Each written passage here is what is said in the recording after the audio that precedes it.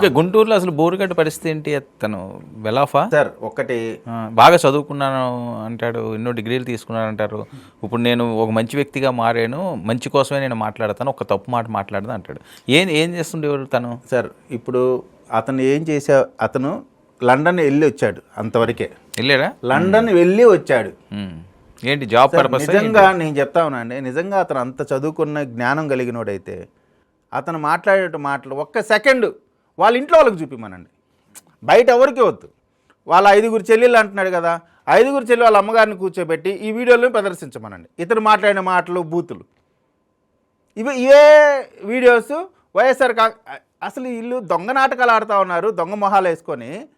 సాక్షి ఛానల్లో వైఎస్ఆర్ కాంగ్రెస్ పార్టీ నాయకుడు ఇంటిపైన దాడి చేశారని చెప్పి సాక్షి టీవీలో చెప్పి ఈరోజు నీ డ్రామాలు చేస్తూ ఉన్నారేంటి?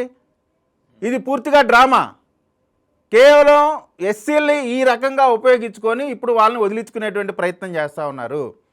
కాసేపు వదిలించుకున్నట్టు నటిస్తారు, రేపు మళ్ళీ ఏదైనా అవకాశం వస్తే మళ్ళీ వాళ్ళనే తెచ్చి భుజాన్ని ఎక్కించుకుంటారు. ఎందుకంటే ఇంత నీచంగా అతను కాబట్టి తిట్టగలుగుతాడు. భారతదేశంలో ఎవ్వరు కూడా బోరుగడ్డ అనిల్ తిట్టినట్టు తిట్టలేరు, అది మాత్రం అతనికి మాత్రమే సాధ్యం. సరే, గుంటూరులో ఏం చేసేవాడు తను? ఏమి చేసేవాడు కాదు, ఏమి చేసేవాడు కాదు.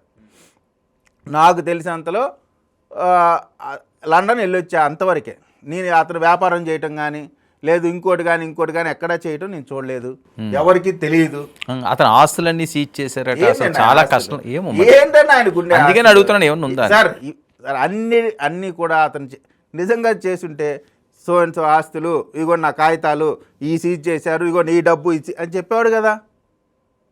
బోరుగడ్డ అనిల్ అనే అతన్ని నిజంగా చెప్తానండి, అతను ఇచ్చుకునే పిచ్చింగ్ నెక్స్ట్ లెవెల్ ఇచ్చుకున్నాడు తప్ప 0 లెవెల్, 100కి 100 పాలు 0 లెవెల్. ఇంకా దారుణం ఏంటంటే అతను క్రిస్టియానిటీని, దళిత్ని, నిజంగా క్రిస్టియన్స్ దళితులు ఇద్దరు బాధపడతా ఉన్నారు. ఇటువంటి వ్యక్తి అంటే మా కార్డు ఉపయోగించుకుంటా ఉన్నాడు అనేటువంటి బాధపడతా ఉన్నారు. ఇటువంటి వాళ్ళు క్రిస్టియానిటీ ఏం చెప్పింది, ఇతను ఏం చేస్తున్నాడు. కాబట్టి ఇతన్ని పూర్తిగా ఓవర్ పిచ్చింగ్ ఇచ్చుకుంటున్నాడు. పాయింట్ నెంబర్ 1, ఇతను వైఎస్ఆర్ కాంగ్రెస్ పార్టీ పెంచి పోషించినట్టు పాము. ఇప్పుడు వాళ్ళు కావాలని వాళ్ళ పార్టీ వాళ్ళని 2 మాటలు అన్నారని చెప్పి ఇతను పక్కన పెట్టేటువంటి ప్రయత్నం. ఇతని కంటే దారుణం చేసినటువంటి వైఎస్ఆర్ కాంగ్రెస్ పార్టీ నాయకుల్ని చర్యలు తీసుకున్నారు. పూర్తిగా వైఎస్ఆర్ కాంగ్రెస్ పార్టీ ఎస్సీలని ఎస్టీలని కవచంగా వాడుకొని వాళ్ళు ఈరోజున ఇబ్బంది పడటానికి కారణం వైఎస్ఆర్ కాంగ్రెస్ పార్టీ. ఓకే, బోరుగడ్డ అనిల్ అనే అంశం అన్నది సరే, అతను తీసుకెళ్లారట, ఫుల్గా కుట్టారట, ఇబ్బందులు పెట్టారు, నరకం చూపించారు, తిండి కూడా పెట్టేవారు కదట. సరే, ఇదంతా అయిపోయింది. ఇప్పుడు శ్రీరెడ్డి వీళ్ళందరూ సేఫేనా సార్? ఇక్కడ శ్రీరెడ్డి, బోరుగడ్డ అనిల్ అనేటువంటి వాళ్ళు మాకు వాళ్ళ గురించి ఆలోచించేటువంటి సమయం కూడా ఉన్నటువంటి పరిస్థితి ఈ ప్రభుత్వానికి లేదు. బోరుగడ్డ అనిల్ శ్రీరెడ్డి గురించి ఆలోచించడానికి ఇక్కడ ఉంది, నేను ఇందాక కూడా చెప్పా, ఇక్కడ ఉంది ముఖ్యమంత్రిగా జగన్మోహన్ రెడ్డి కాదు, చంద్రబాబు నాయుడు గారు. ఇటువంటి శ్రీరెడ్డిల గురించి, బోరుగడ్డల గురించి ఆలోచించే ప్రయత్నం లేదు. వీళ్ళు ప్రపంచ స్థాయి నగరంగా, ప్రపంచ స్థాయి రాష్ట్రంగా తీసుకెళ్లేటువంటి ప్రయత్నం మేము చేస్తూ ఉంటే శ్రీరెడ్డిలు లేకపోతే సార్ ఒక్కటి, శ్రీరెడ్డి అయినా బోరుగడ్డ అయినా వీళ్ళందరూ paid artist by YSR Congress party.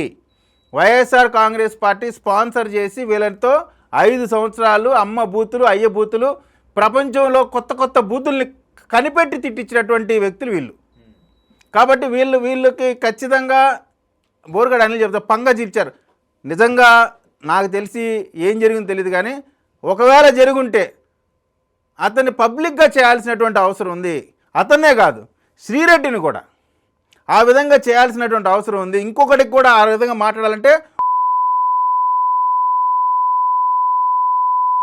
కాబట్టి సార్ ఇప్పటికి కూడా వైఎస్ఆర్ కాంగ్రెస్ పార్టీ వాళ్ళపైన మేము ఎవ్వరూ కూడా కాన్సన్ట్రేట్ చేయలేదు. కాబట్టి వాళ్ళు బాగా తిమ్మిరెక్కి తిరుగుతూ ఉన్నారు.